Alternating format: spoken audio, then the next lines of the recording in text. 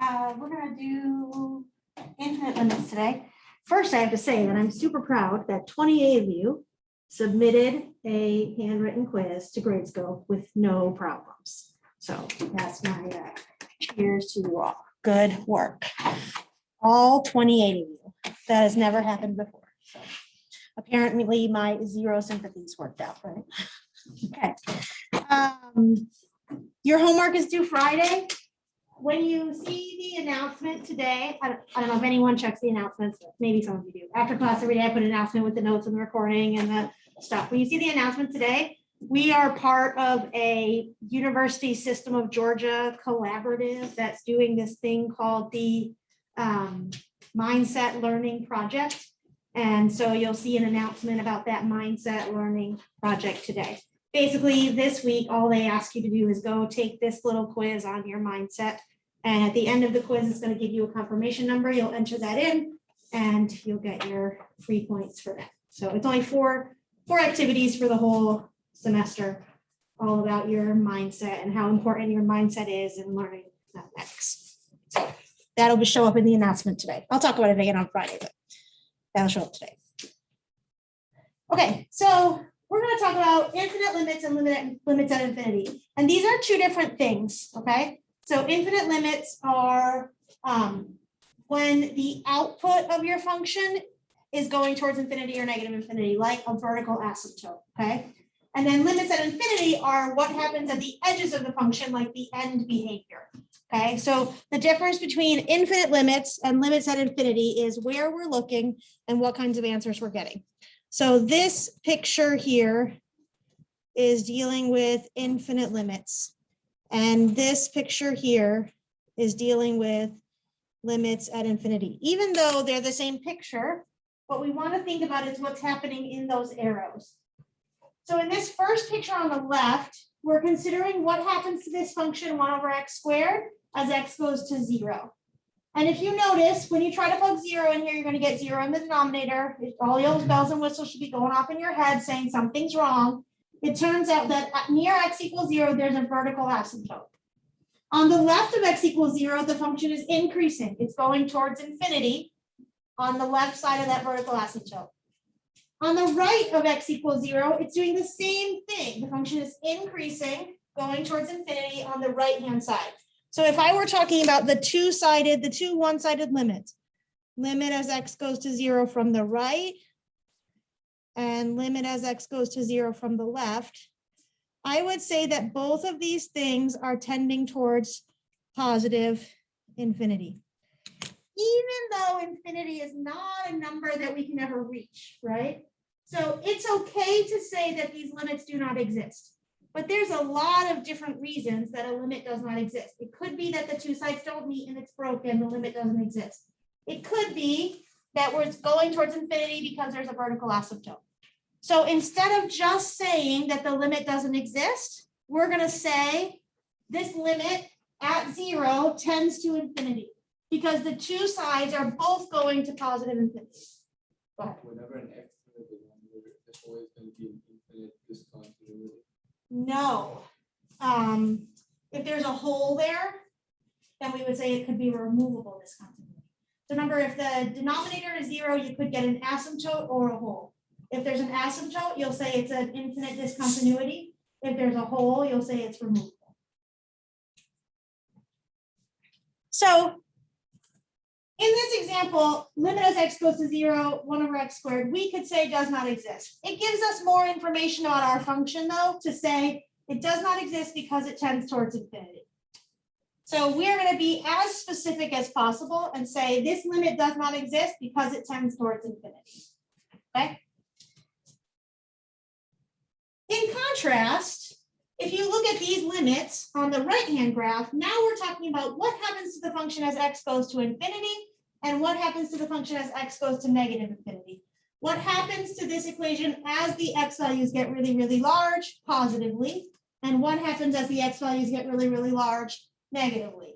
If you have one piece of cake and you're dividing it among millions of people, you basically get no cake, right? What do we call this kind of line in our graph? A horizontal asymptote. Yeah, we call this kind of line a horizontal asymptote. So when we're thinking about limits at infinity, we're thinking about end behavior. And we're thinking about horizontal asymptotes.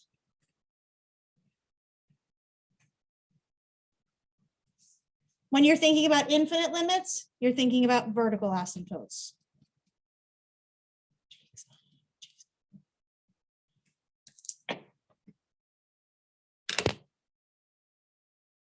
You have lots of ways that you've learned to find horizontal asymptotes. There are many ways out there. You can do the whole thing where you compare the degrees of the numerator and the denominator. Remember that if the numerator is smaller, then there's a horizontal asymptote at 0. If it's the same, you cancel out and get some sort of constant, right? So all of those things you know about horizontal asymptotes, you can still use.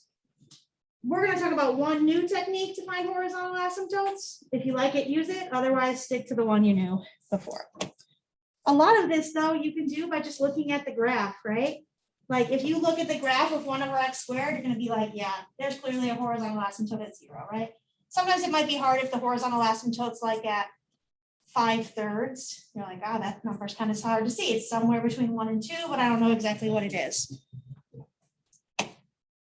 Okay, so if f of x becomes arbitrarily close to a finite number L for all sufficiently large and positive x, so limit as x approaches infinity of f of x, I could have replaced this with limit as x approaches negative infinity of f of x equals some number.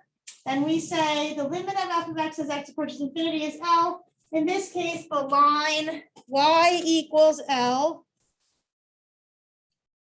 is a horizontal asymptote of f. Yeah. Wait, so the infinite limit, you're saying something about like it not existing. So does that mean like it does not exist? So this is technically infinity does not exist, right? Yeah. But saying it tends towards infinity is a more specific and more useful answer than just saying it does not exist. Okay. So when we're talking about infinite limits, we will say infinity or negative infinity. We may say does not exist, right? You're going to see an example where the infinite limit doesn't exist. Yes.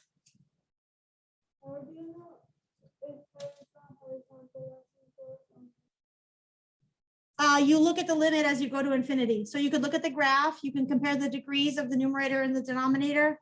You can do some dividing. Yeah. We're going to practice a little bit of those.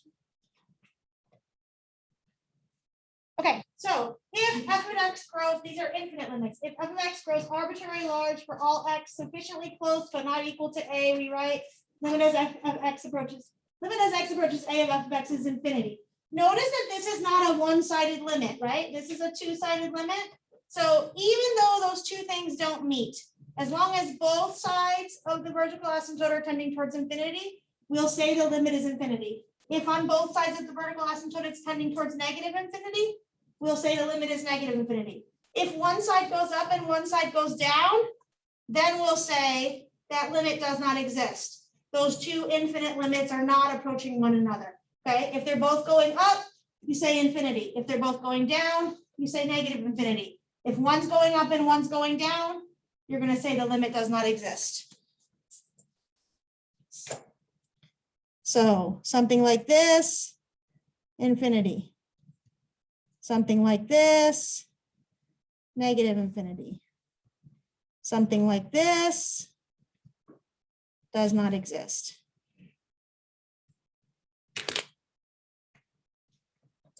All three of those limits are at 0, we're talking about.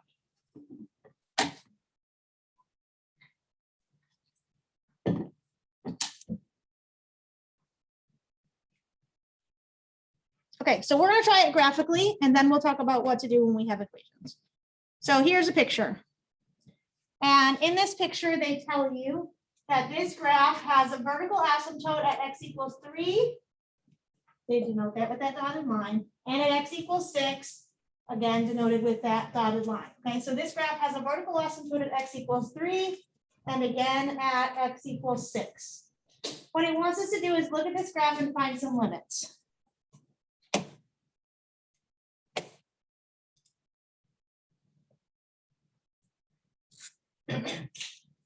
Okay, part A says, look at this graph and find the limit as x approaches 3. What does this little minus mean? From the left. So the limit as x approaches 3 from the left of this function. So you're looking at x approaches 3. You're coming from the left. And what are you going to say? Negative infinity. Yeah. As we're coming from the left, heading towards 3, this is going to be negative infinity. Okay, I'm going to do the same thing, except this time in part B, I'm going to come towards the right of 3. So I'm going to come towards 3 from the right. Here's 3. I'm coming from numbers that are slightly bigger than 3. What's happening to those? Yeah, it's going towards positive infinity this time up here. Positive infinity. So what would you say happens at 3?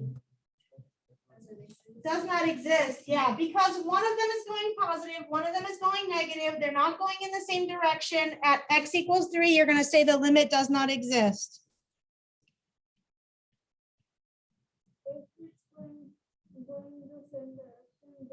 If it was going the same direction, yeah. So when we're going to do this one here, the limit as x approaches 6. So let's do letter E. What will we say about this function as we approach 6? Well, what I notice is that on the left side of 6, it's going to infinity. On the right side of 6, it's going to infinity. Since those two sides are going in the same direction, I'm going to say positive infinity.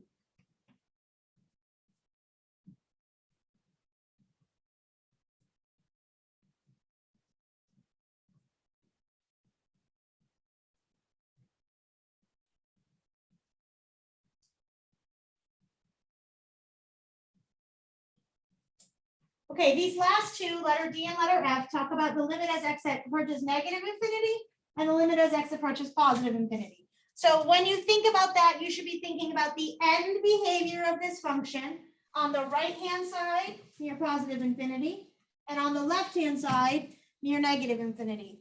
If the function levels off, then it has a horizontal asymptote at that value, right? At that y value. If the function goes up forever, then you'd say it goes to infinity. If the function goes down forever, you'd say it goes to negative infinity, right? If it goes up or down forever, there's not going to be a horizontal asymptote, and these limits could be in infinity or negative infinity. If it levels off, then you'll say, that's my horizontal asymptote, that's what the limit is.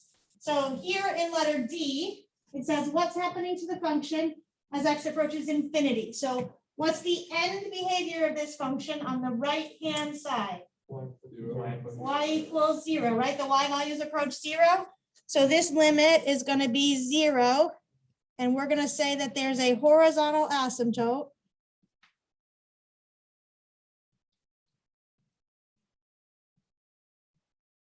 at y equals 0, right here.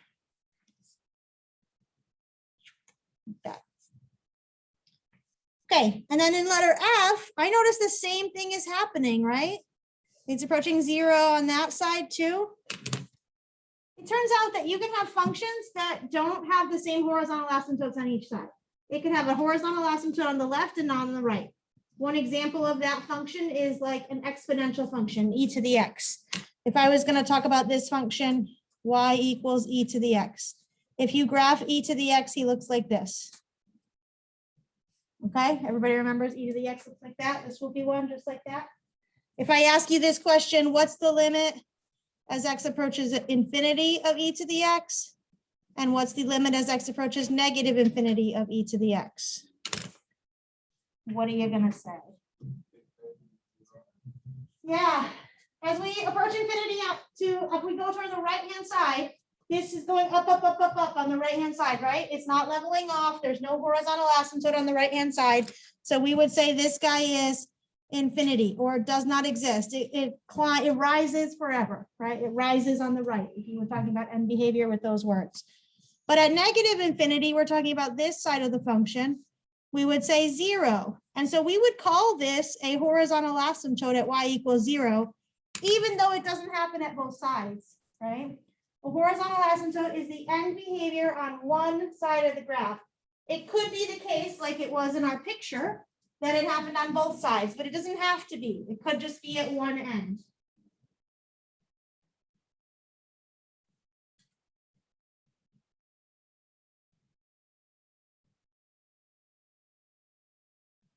Okay.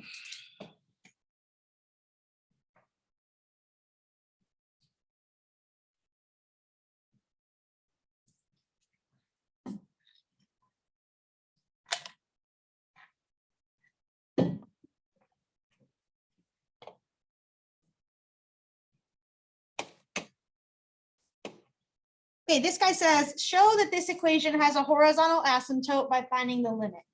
So this says, find the limit as x goes to infinity of 2x minus 15 over x cubed plus 15x minus 13. If you remember your rules about horizontal asymptotes and degrees of numerators and denominators, you could try to use the rule, right? What are the rules? Does anybody remember what the rules are for this one? The largest exponent is greater than the top of 0. Yes. Yeah, if the degree of the denominator is larger than the degree of numerator, then this guy will have a horizontal asymptote at y equals 0. So that is the case, right? Another option that you can do is you can divide everybody by the largest exponent. So one thing I can do here is rewrite this and divide each term by the largest exponent.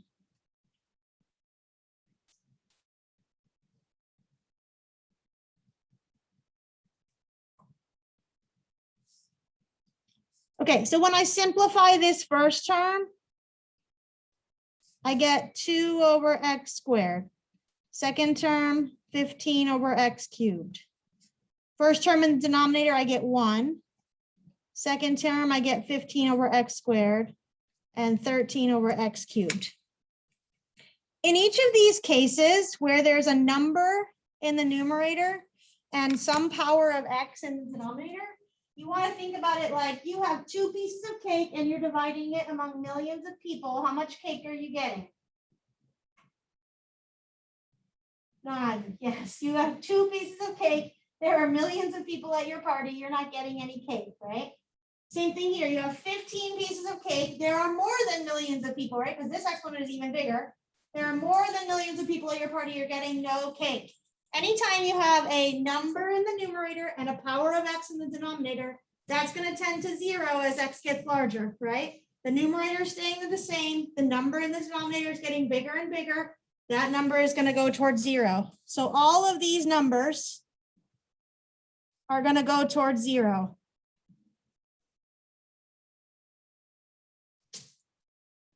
When I simplify this, I end up with 0 on the top and 1 on the bottom, which gives me 0. If the denominator had not been bigger, then I would have maybe ended up with a number on the top and a number on the bottom, right? If they'd both been the same, I might end up with like 2 here and 1 here. And then you can find the horizontal asymptote that way. So this guy has a horizontal asymptote at y equals 0. So a couple of methods. If you go back to your college algebra pre-calculus days and you look back at those, how do you find a horizontal asymptote comparing the degrees? That's one method. Another method is divide by the highest power of x. And remember that numbers divided by x's always tend to 0 because you have very few cake and lots of people.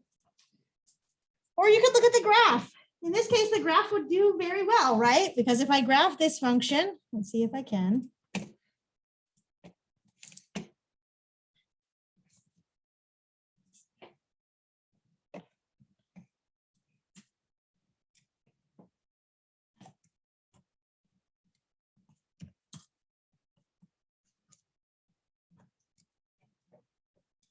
When I graph this function, I can see that on the right and on the left, it's leveling out at y equals 0, right? So I expect that there's a horizontal asymptote at y equals 0.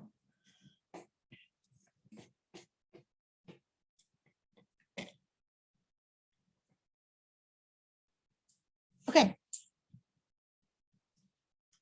This guy says another equation, right? And it says find the indicated limit and explain what it means about the function. So this says find the limit as x approaches 7 from the left, number slightly smaller than 7, of this function negative 2x plus 1 over x minus 7 squared. When you're finding a limit, what should you always try first? Plug in the number, right? So we should always try to plug in the number first. If I try to plug 7 into this function, I get like negative 13 on the top and 0 on the bottom. If you get negative 13 on the top and 0 on the bottom, what should happen? Bells and whistles, right? What do you think's happening at 7? It could be one of two things. The two things are a hole or a vertical asymptote, right? It could have a hole or it could have a vertical asymptote. If you know the way to check that algebraically, go for it. I'm going to say graph this function and see what's happening on the left-hand side of 7. Either it's going to look nice and you're going to only find the hole by scrolling through at 7, right? Or it's going to have that asymptote in it. So I'm going to put that function in Desmos and I'm going to graph him and I'm going to see what happens. Negative 2x plus 1, x minus 7 squared.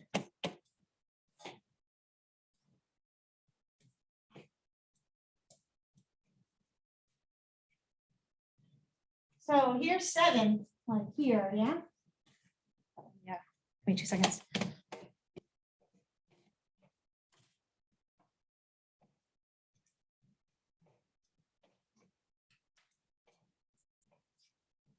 Okay, so here's 7. If you notice on both sides of 7, this function is going down towards negative infinity, right? So what would you say is happening to the function as x approaches 7 from the left?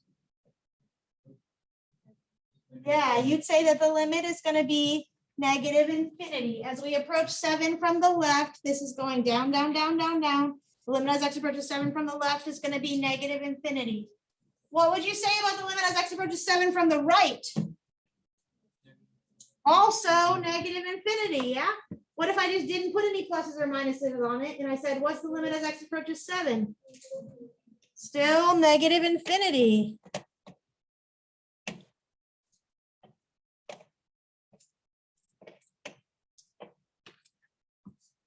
Okay, we graphed this dude. Here was 7. Had this asymptote. He looked something like this. Probably it wasn't exactly like that, but we're going to say negative, oh my God, negative infinity. We also answered the question of the limit as x approaches 7 from the right, which we gave the same answer of negative infinity. And then we said, what if I just approach 7 and I don't care about which side I come from? And you said also negative infinity. What does this mean about the function? Can you write me a sentence about what it means about the function? This function has a vertical asymptote at x equals 7. Yeah, there is a vertical asymptote at x equals 7.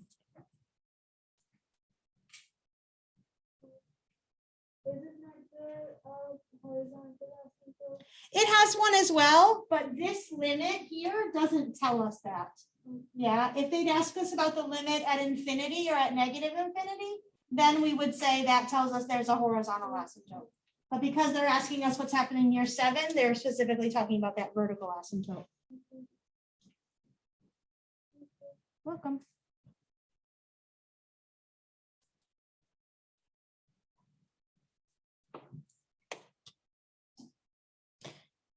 Okay, so here comes the hardest part of the day. This says create a graph. So we can look at a graph and we can say what's happening. We can look at an equation, we can say what's happening, right? And we have to create something on our own and then we could all get different answers. Then it gets a lot harder, right? So this says create a graph that has the following properties. It wants it to go from negative infinity to positive infinity. It wants it to have an infinite discontinuity at x equals 3. It wants the limit as x approaches from negative 2 from the right to be the same as the limit as x approaches negative 2 from the left, which is equal to 1. It wants f of negative 2 to be 4.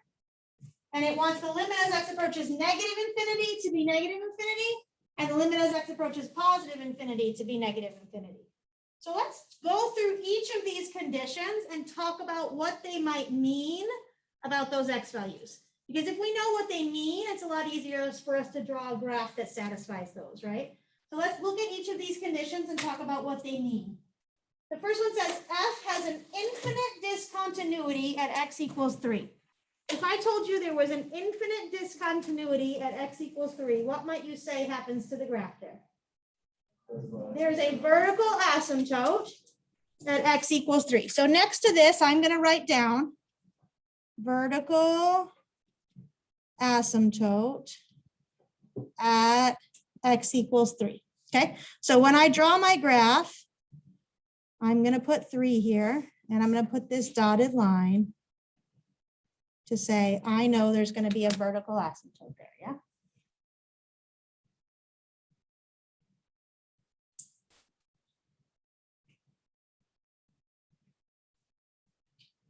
Okay, I'm going to skip the next 2 lines because they look hard. And I'm going to go to the last line. The last line says the limit as x approaches negative infinity of f of x is negative infinity. And the limit as x approaches positive infinity of f of x is negative infinity. So when we're talking about positive and negative infinities for my x values, what are we talking about the function?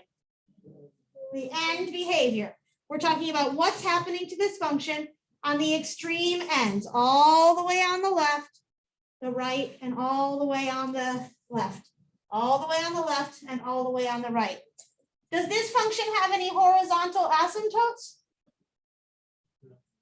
No, because these infinite limits here, these limits at infinity, negative infinity and positive infinity, are infinite. They're not numbers, right? You can only have a horizontal asymptote if one of these limits turned out to be a number. So this guy's not going to have any horizontal asymptotes.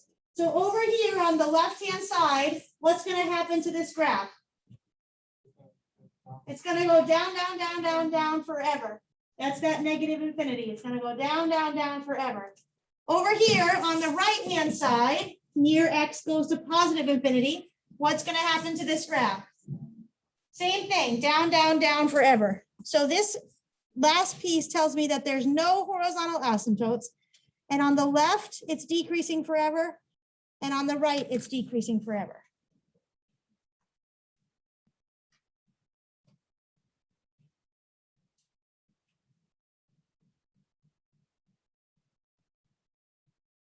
Okay, the other 2 pieces of information tell me about one x value. Both pieces of those of information there tell me about one x value. Which x value is that? -2. These last 2 pieces of information tell me everything I ever wanted to know about what happens at -2. Okay, they tell me that the limit as x approaches -2 from the right is the same as the limit as x approaches -2 from the left, and its value is 1. They tell me that f of -2 is 4. What kind of thing is happening at -2? Yeah, is that you, Jake? What kind of thing is happening at -2?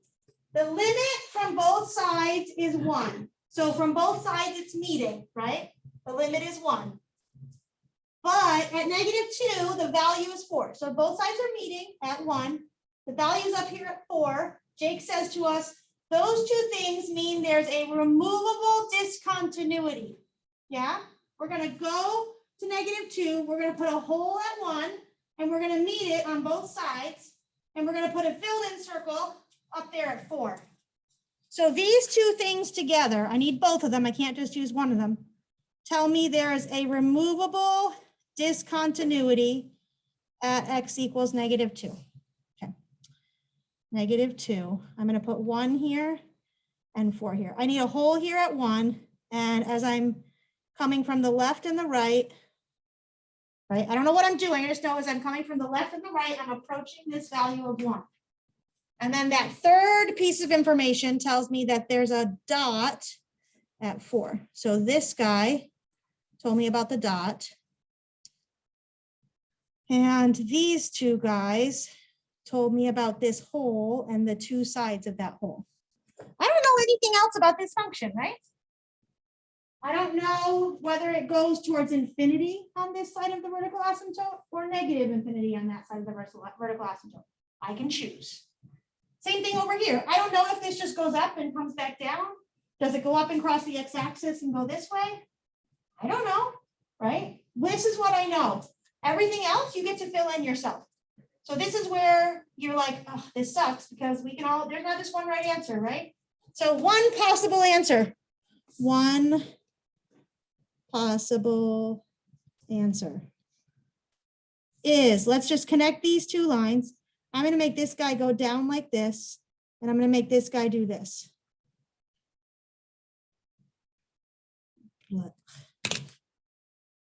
Have I satisfied all the conditions in that bulleted list? Yes. If they had given me more information, the more information you give me, the better my picture is going to be, right? If they had told me what the left and right side limits were on this infinite discontinuity, that would have been way more information, right? So that's why you see sometimes when we say there's an infinite discontinuity, it's better to say there's an infinite discontinuity and the limit as x approaches 3 is negative infinity.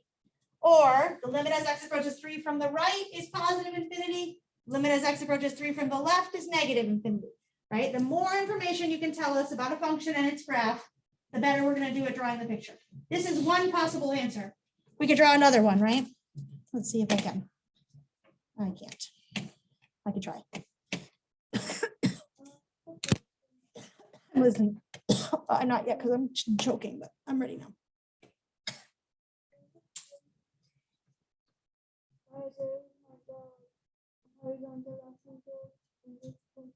Yeah, so there's no horizontal asymptote because that last bullet point tells us that at infinity and negative infinity, it decreases forever. If either of those had been a number, like 4 or negative 10, then it would have leveled off at those numbers, and that would have been our horizontal asymptote. But if these limits at infinity and negative infinity are not numbers, no horizontal asymptotes. Welcome.